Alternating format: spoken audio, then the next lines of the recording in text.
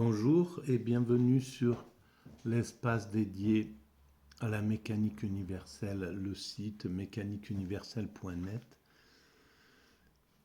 sur lequel j'essaie de démontrer que l'humanité, péniblement on va dire, évolue vers son ultime perfection. Alors pourquoi ultime perfection? Parce que je considère que l'humanité est toujours parfaite au présent, tout en étant perfectible. Elle est parfaite même dans ses imperfections, ce que nous appelons ses imperfections, la guerre, la violence, la destruction, le chaos, la maltraitance de la planète, de l'écosystème, etc., etc., de nos frères primates que l'on voit là actuellement à la télévision, et des autres espèces qui ne sont pas les mêmes que nous. Donc comment on maltraite en fait le vivant, la vie, nos congénères, etc. Comment on a pu s'organiser pour avoir tant de disparités entre les hommes, tant d'écarts, etc. Donc malgré tout ça, eh ben, l'humanité, elle est, selon moi, parfaite au présent, tout en étant perfectible. Parce qu'elle ne peut pas être au-delà de ce qu'elle est. Elle ne peut pas être ce qu'elle sera dans 300 ou 400 ans. Voilà, comme il y a 500 ans, les humains ne pouvaient pas être, ne pouvaient pas vivre comme on vit sur la planète aujourd'hui. Voilà, etc. Et donc, pour démontrer cette logique, cette logique d'évolution vers cette ultime perfection, une ultime perfection qui, selon moi, se concrétise par la paix universelle, un fonctionnement totalement écologique, la fin de... Donc la paix universelle, le fait de fonctionner de façon universelle. Actuellement, on fonctionne de façon nationale. C'est les nations qui sont souveraines, plus ou moins, de moins en moins, mais elles sont encore souveraines. Et on va vers un système tout à fait universel. C'est la seule façon, pour l'instant, hein, peut-être qu'on peut trouver d'autres façons entre-temps, mais actuellement, c'est la seule façon, le fonctionnement universel, d'accéder à la paix universelle. Le jour où nous abolirons le système, où nous aurons dépassé le système des nations pour fonctionner de façon autour d'une organisation universelle, ça veut dire que les êtres humains devront être aptes à cela. Donc ça veut dire que la conscience humaine doit encore évoluer. La conscience du respect du prochain, du respect de la nature, du respect, etc. La conscience d'appartenir à la même humanité, la conscience de la fraternité, la conscience de l'égalité, etc. Quand on aura acquis cet état-là, ben, l'homme ne sera plus un loup pour l'homme.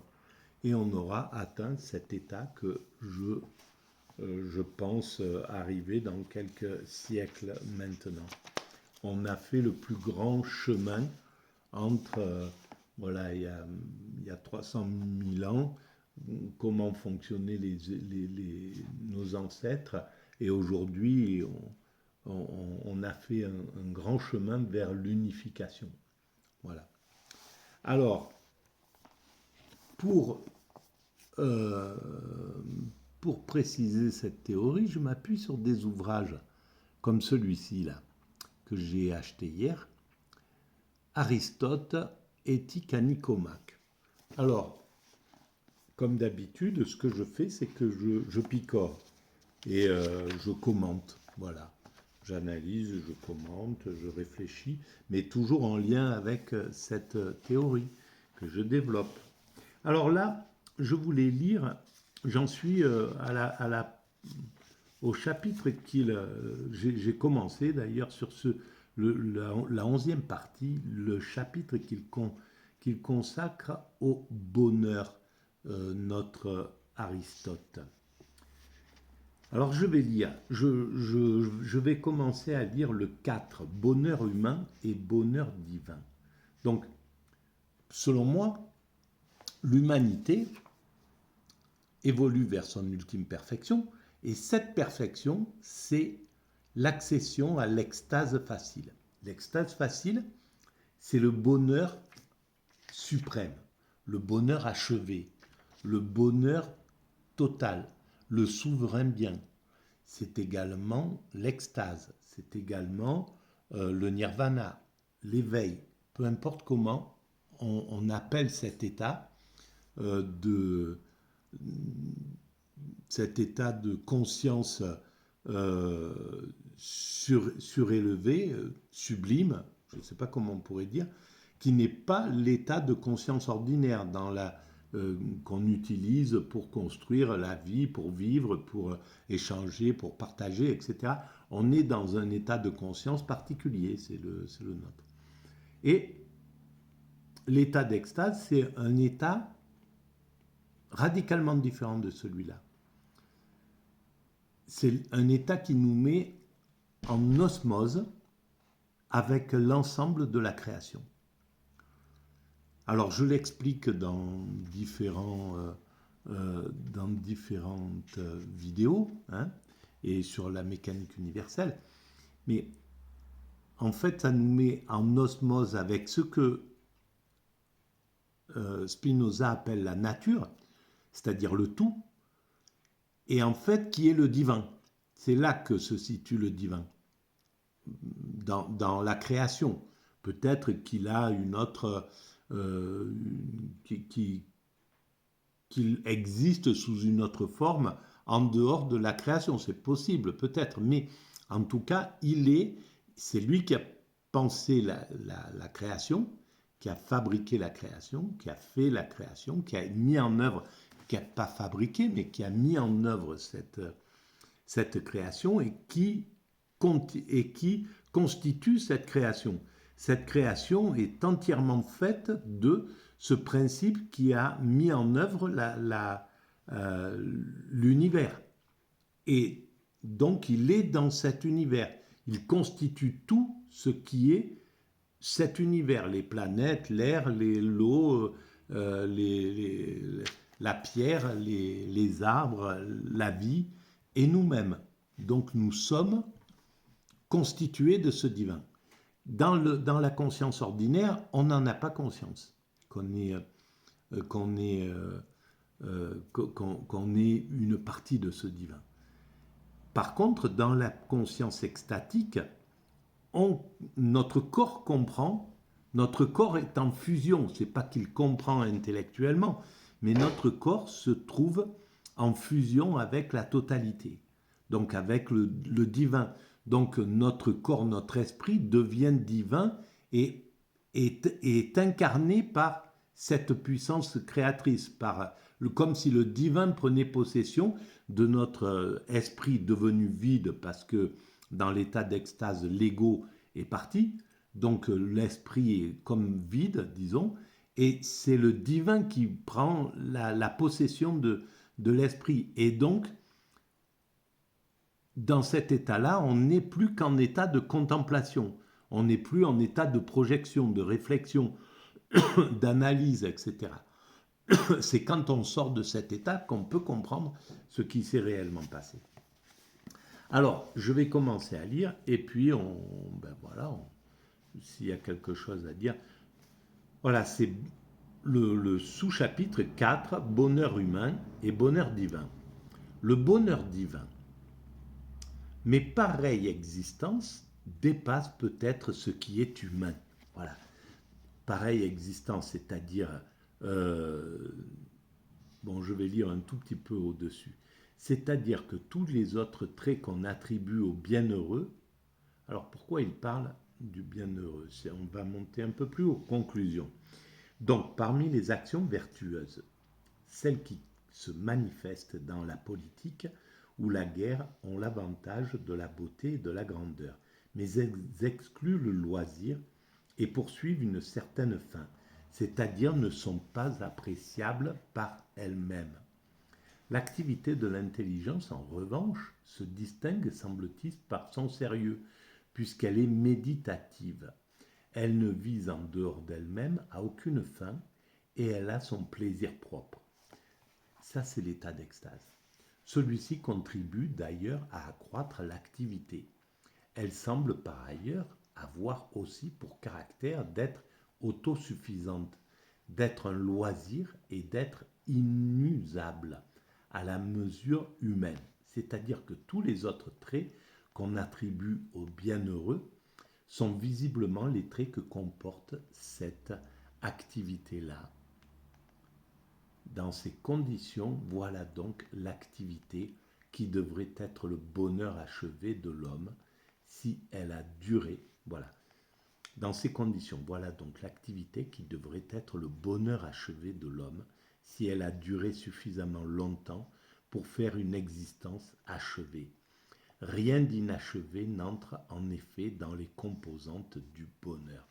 Dans cet état de bonheur, c'est un état achevé. Donc, il n'y a plus rien à faire en fait. Il n'y a plus à construire l'humanité. Il n'y a plus qu'à ressentir ce bonheur. Et donc être en état de contemplation. Et donc jubiler de cet état qui est un état d'amour absolu. Alors, bonheur humain et bonheur divin. Bonheur divin. Mais pareille existence dépasse peut-être ce qui est humain. Ce n'est pas en effet en sa qualité d'homme que quelqu'un peut vivre ainsi, mais comme détenteur d'un élément divin qui réside en lui. Comme détenteur d'un élément divin qui réside en lui. C'est exactement ce que je pense. C'est-à-dire que c'est le divin en soi qui, à ce moment-là, dans cet état de bonheur absolu qu'est l'extase, le nirvana, l'éveil, peu importe comment on appelle ça, dans cet état, c'est le divin en soi qui vit ce bonheur et qui nous irrigue. Évidemment, c'est nous qui le vivons, mais c'est nous devenus divins en somme. Nous, pris par le divin. Donc, mais comme détenteur d'un élément divin qui réside en lui. Or, autant cet élément se distingue du composé, autant son activité se distingue aussi de celle qui traduit la vertu par ailleurs. Si donc l'intelligence comparée à l'homme est chose divine, la vie intellectuelle est également divine comparée à l'existence humaine. Alors, il faut comprendre ce que veut dire la vie intellectuelle, ce qu'Aristote veut dire par vie intellectuelle. On va le savoir tout de suite. Vie intellectuelle. On va savoir ce qui est dit là-dedans. Le souverain bien est une activité de l'âme. Voilà. Par exemple, Aristote. Le souverain bien est une activité de l'âme selon la vertu dans une vie achevée. Alors, tac, tac, tac, où est-ce que ça va? Où est-ce qu'on va aller prendre ça? Contrôle F, vie intellectuelle. Alors,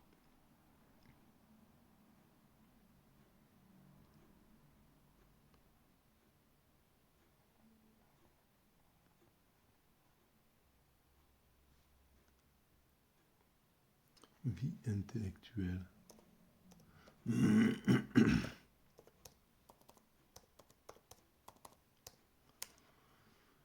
Où est-ce que c'est? Pourquoi je ne l'ai pas? Bon, bref, c'est pas grave. Alors, qu'est-ce qu'il dit?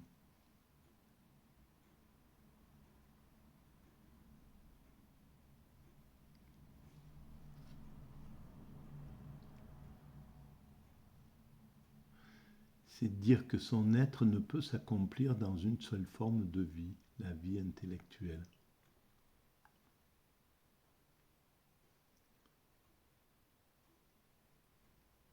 Pour Aristote, le bonheur est le but de la vie humaine, le bien suprême. Bon, bref, d'accord. Alors, moi je pense que si donc l'intelligence comparée à l'homme est chose divine, la vie intellectuelle est également divine comparée à l'existence humaine. Donc, l'intelligence, mais c'est pas sans doute l'intelligence telle qu'on la conçoit, peut-être sous la forme du QI. C'est plutôt l'intelligence qu'il y a quand on est en état d'extase, qui est juste une intelligence intime, une intelligence intuitive, qui n'est pas une intelligence calculée, réfléchie, etc. C'est une compréhension totale de tout de façon organique. On comprend tout à ce moment-là, mais sans explication verbale ou orale ou intellectuelle au sens classique du terme. Et donc, je pense que c'est ça dont il s'agit. Mais bon, voilà, on va avancer. Il ne faut pas cependant suivre ceux qui conseillent de penser humain, puisqu'on est homme, et ne penser mortel, puisqu'on est mortel. Il faut au contraire, dans toute la mesure du possible, se comporter en immortel. Donc dans cet état-là, on ne pense plus humain. C'est-à-dire, penser humain, c'est la pensée classique, ordinaire, dans la conscience ordinaire. Là, je suis dans la conscience ordinaire. Si je vais chercher mon pain, je serai dans la conscience ordinaire, le temps d'aller chercher mon pain. Si je parle avec le boulanger, je serai dans la conscience ordinaire. Dans toute la partie de mon existence, la plus grande partie, je suis dans la conscience ordinaire. Je suis dans une conscience extraordinaire uniquement quand je suis en état d'extase. Et à ce moment-là, on est dans la pensée immortelle, c'est-à-dire la conscience du divin, de ce qui est divin. Et effectivement, dans l'état d'extase, la mort disparaît. On est dans une sorte d'immortalité, non pas que notre corps devient immortel et qu'on survivrait des millions d'années, des milliards d'années, mais on n'a plus la notion de la mort. Donc on est dans un présent immédiat, dans un présent absolu. L'esprit est toujours posé dans le présent. Et dans le présent, quand nous sommes en vie, nous ne sommes pas morts. Donc la mort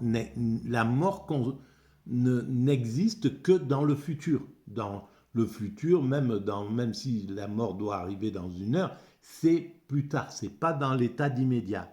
Tant qu'on est dans l'immédiat, on n'est pas dans... La mort n'existe pas. Et c'est comme ça qu'on dépasse finalement la mort. Et c'est pour ça que ces sages disent que dans l'état d'extase, dans l'état de nirvana, on est l'équivalent de Dieu, on est immortel, on est etc. etc. Voilà.